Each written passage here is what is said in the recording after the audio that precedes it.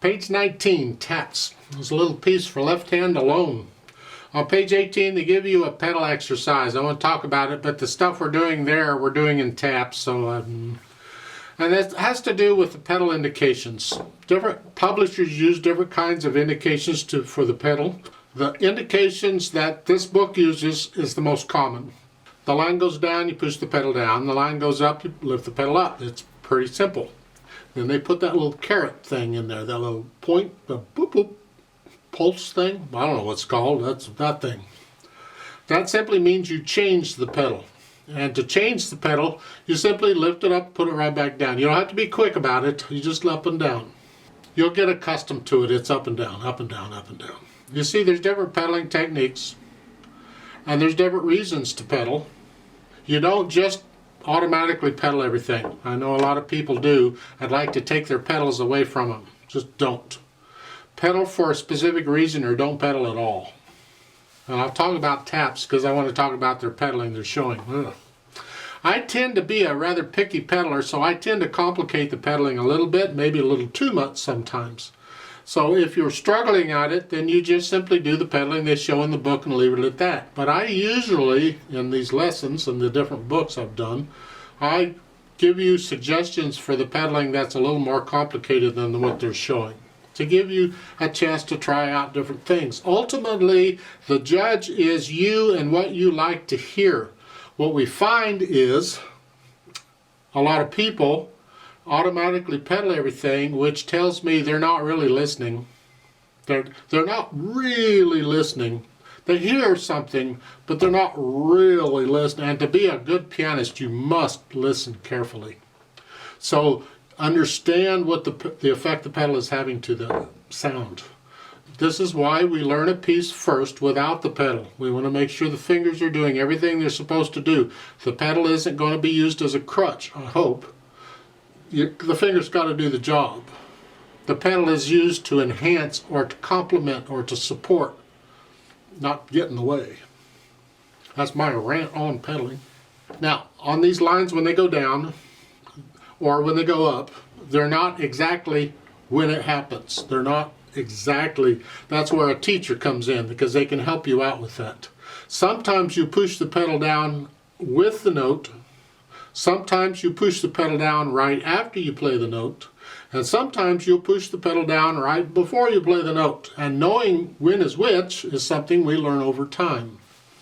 The most common is to push the pedal down right after you play the note. The idea is we want to start the sound first and then release the dampers and the overtones, so it kind of grows into it. And that's what we're doing with taps. I'm going to push the pedal down immediately after I play the notes. However, let's get through and make sure we got the notes and the rhythms first. Now this is just for left hand. It's 4/4 time. We're in the key of G major. You got one sharp. There's no F's in this piece. It's all G chords. Moving around G chords. Okay, we can do that. Coming in on beat 4 because it's a pickup beat. So third finger, you're in this position really. It's for this inversion. It's first inversion G chord. So it's 4 and 1. And then lift up and just lift up and move. So it's now we're in second version. And you do that some more. And then you lift up at the end of measure 4. It's hit now in 1. And then again, they want the thumb again. I don't like that, but we'll do it. And then lift up and move down for the end. And then again, just reach down. You should lift up both notes for the last one. Those are the notes. It's just a G chord. Okay. Rhythm-wise, 4 and 1, 2, 3. They give you the counting in between the staves. Those aren't the words. Those are counts. You can get the count to yourself. 4, 2, 3, and 4, and 1, and 2, and 3, and. And this is a fairly slow and calm piece. And what you don't want to do is cut the dotted half note short because you're tired of hearing it. I want to move on. Let's move on. Give it its full 3 counts. And one of the ways we can do this is to include the 8th notes in the count. That helps to keep us slowed.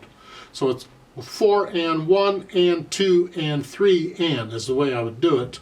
4 and 1 and 2 and 3 and. Because that keeps me busy while I'm holding this note down forever. Or 3 counts, whichever comes first. And then I go 4 and 1 and 2 and 3 and. So it's just a little technique we can use in music to help us keep slow pieces slow. Count subdivisions. Then we can add the pedal. So I'm going to push the pedal down right after I play the dotted half note. I'm going to start the sound first and then release the overtones. And then on the next measure, when I change the pedal, I'm going to play the note first and then change the pedal. Like so. So the sound, or the notes overlap the pedal. If there's a little bit of overlap, it doesn't mind. Because you do it immediately after. I play the note, it's like I play the note and then the pedal. Well, if the pedal were already down, I'd change the pedal. Here, same difference. And that's how it works most of the time. It's called syncopated pedaling, legato pedaling, smooth pedaling, whatever, different names for it. The point is, you're guaranteed sound all the time with this overlapping. And the little overlap is fine. It only lasts for just a fraction of a second. It's not very long. 2 and 3 and 2 and 3 and 1 and 2 and 3 and 2 and 2 and 3 and 2 and 3 and 4 and then at the end the hands and the pedal come up at the same time. And that's the pedaling straightforward. That's the pedaling you're going to use most of the time, the style. As to why we're using it here, because you could play it all without it.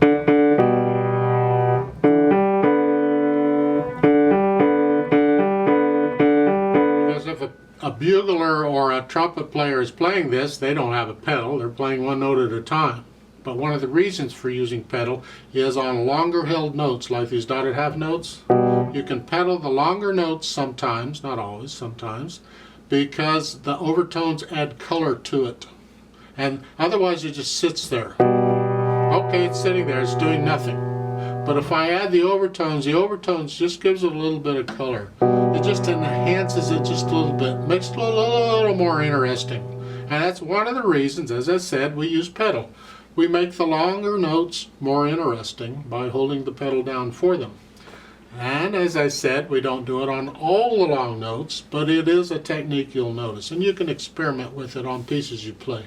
Now for dynamics, you're starting out soft, whatever you think soft is. The pedal is going to add the overtones, so don't get too loud here. And then in the measure 3 at the end of it, you're going to go up to about a moderately soft. Now you're moderately loud here. Go back down to soft, and then at the very end you're very soft. Now on very soft, especially down low, rather than pushing the note straight down, push it down at an angle. I kind of stroke it, because if you do this, the speed it goes down is slower, and the slower it goes down, the softer it gets. So just it's nice relaxed wrist and just stroke it. You can experiment. How soft can you get that? And that's what you're after. It takes time to get that kind of control, but time to start working on it now. You should do it in both hands. I'd like to play this with you very slowly. Now let's try. I'm not going to do the dynamics, but I will do the pedaling and all. So I'm going to give us 3 counts. Let's try it. 1 and ready and go and 1 and 2 and 3 and 1 and 2 and 3 and